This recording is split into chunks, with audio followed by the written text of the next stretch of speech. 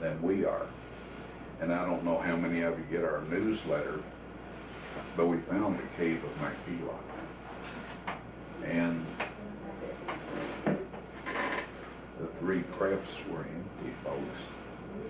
There's a few fibers in the one that Jacob had been buried in because he had been mummified. And there were some chopped up spices, wood things that were real old, no teeth, no hair, no bones. And they would have been there. They hadn't been resurrected. Abraham, Sarah. Abraham and Sarah, Isaac and Rebekah, and Jacob and Leah. And in Revelation, John talks about the 4 and 20 elders. Can you imagine 4 and 20 elders that didn't include those individuals? I can. Yeah, that answers who those are. Partly. My wife and I kind of enjoy speculating as to who the rest might be. Did you say that that box, the ark, was partially damaged when you found it? The lid, not of the ark, but of this thin-walled stone box that it was in. Oh, a stone Yeah. box. It was in a stone box. But it was rent at the same time the rock was rent to allow the blood to go through. I imagine, you know, I don't state that because I don't know. See, I wasn't. That would make sense. It would make sense, but God could have done it any The whole time. rock was Yes. rented. Yeah, By the or way, he could have had whoever put it in there pop that and slide it around. The blood sample that you took from there and brought to U.S. for analysis, Yeah, did you take it right from the top of the I did. mercy seat or from the bottom? Mercy seat, both actually. But I used a full of pull tab. That's all I had, and a cartridge, film cartridge, you know, 35 millimeter plastic cartridge. And so anyway, this is something that has to be done very, very carefully because there will be skeptics, you know, and Satan, you know, there's another thing that's taking place. I have a lot of people say, well, what about the boat on top of Mount Ararat when we present them with Noah's Ark? And, you know, what about the Russian pilot and all of that? Yeah. And bless their hearts, all of that is fantasy, you know. And tragically, the pictures that seem to show a large-shaped object up there that's broken in half, Alfred Lee, and some of you folks may know him. He painted several things for the General Conference and colleges and stuff around. He touched up those pictures. And he touched up one and put the boat-shaped object on top of Mount Ararat. Charged the guy $500 to do it. Ooh. Yeah. So anyway, Satan, since he was not allowed to destroy these things, is bringing out all kinds of lies and stuff to destroy the credibility, you know, and the impact of what God is presenting. Rene, in his book, talks about Hagopian. Hagopian. Yeah, and what about that man's testimony? What did he see, or what was it? Well, do you have any idea? Alfred Lee spent a great deal of time with Hagopian, and later he spent a great deal of time with another guy whose last name I can't remember. But both of these men were senile. And he would sit there and drill this into them that they had seen this. Okay. And then record them saying it back. Yes. And if you listen to that recording and you know Alfred Lee, they're using his exact expressions. So, you know, it's very obvious that it's done by rote. Hagopian lived over in Vaughn. People in Vaughn do not pasture their sheep on Ararat. Okay. There's a big mountain, it's about 90 miles away, and there's a big mountain with snow on the top right north of Vaughn that's called Nimrodgah.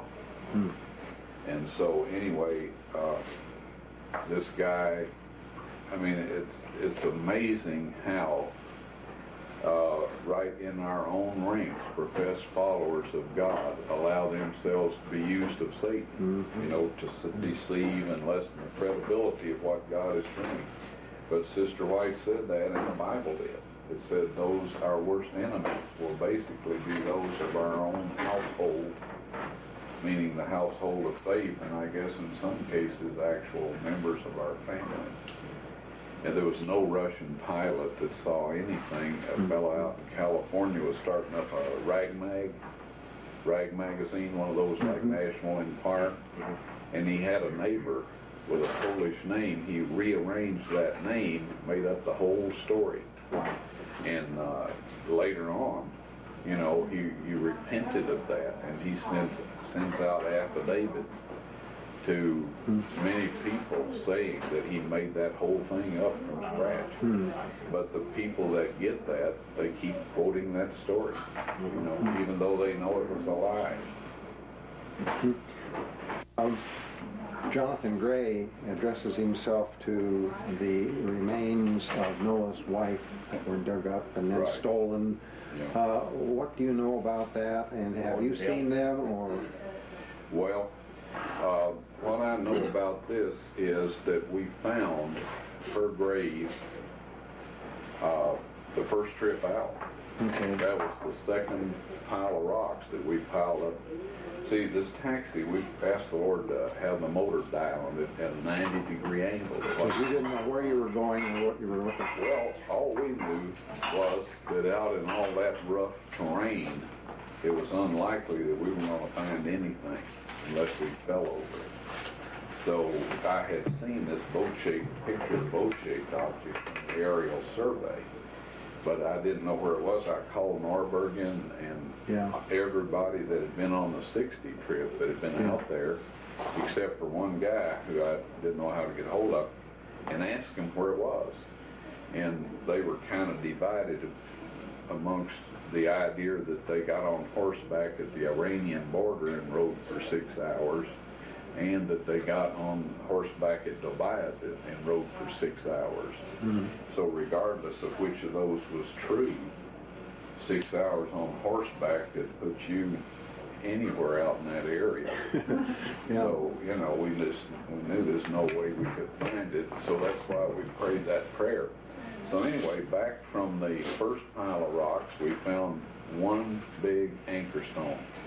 And, you know, then it was amazing to me, but now it's not. I had just been studying anchor stone, you know, stone anchors and what they were used for, and then found an inscription of some guy climbing up over an anchor stone and up the boom onto a ship with his sword out, you know, and spikes on his feet. It was a piece of Phoenician pottery with that on it. And so when we were walking out through there, this guy came up and announced to us that he was our guide. And so we were going at a 90-degree angle. He didn't want us to go this way, and we just kept going. And we had two cameras with us. He kept pestering me to take his picture. And so I didn't want to waste my film. I didn't have that much with me, and I didn't figure you could get any out there anyway in the world. So finally, after I was about halfway up this hill, or getting pretty close to the top, and all out of breath and everything, I decided, well, I'll stop and take that guy's picture. It'll give me a chance to catch my breath. So he walked, you know, I pointed to my camera. He couldn't speak English and I couldn't speak Turkish, and I pointed for him to get by this rock. And so he goes over and he leans up against this rock, you know, and I pulled the camera up, looked through the eyepiece and focused it in. I nearly fell backwards over the hill. It was the anchor stone. So anyway, we photographed that. Have you got pictures of that here? Yeah, we got pictures of it. We have sort through these. Okay, it's in the. You want me to do that? On this, sure. Yeah, go ahead. Feel free. I'd like to see it. Yeah, just lay it down there on the floor and have a look. So anyway, then we went back instead of going all the way back out to the road and getting lined up on that, because walking out in those mountains is no fun. Jerry here will attest to that. And Josh, of course, young people, it just isn't as difficult for some reason. Anyway, it's no fun. So instead of walking all the way back out to the road, I remembered about how far between the piles of rocks. So I walked straight over, and there was Noah's house with these two grave markers with the inscription, you know, that was obviously his grave marker and her grave marker. And so, I mean, we were awed by what we were finding. And so, anyway, I wrote up a little book, just a real small thing with a blue binding on it, Noah's Ark, or something. And in 1984, I went out with Jim Irwin and the Colonel, you know, astronaut from Apollo 15, and we did a metal detector scan. And I have him on video saying, on our 2-hour tape, I think, saying how evenly spaced these readings were and all that. But anyway, Mars Stephens had got a copy of that book. I guess I carried some of them out there to pass out, you know, to the other ark hunters. And he wanted to know right where those grave markers were. Well, I had a bad feeling about it because a year, let's see, in 79, he had been at a place where we were going to open Blaser, what was Blaser's first name? Anyway, this guy's cave that he thought was the cave of Mactila.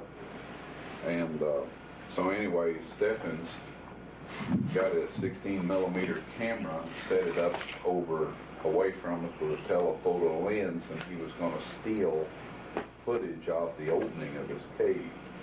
Well, I went over and chopped a brush blind, stacked it up right in his line of fire, and then he went out and got drunk and had a ruptured esophageal varicosity. They came running after me, you know, because they knew I was in the nest with this, and said, Stephens is bleeding to death. And so I went over there, and not only was he bleeding to death, but he was skunk drunk.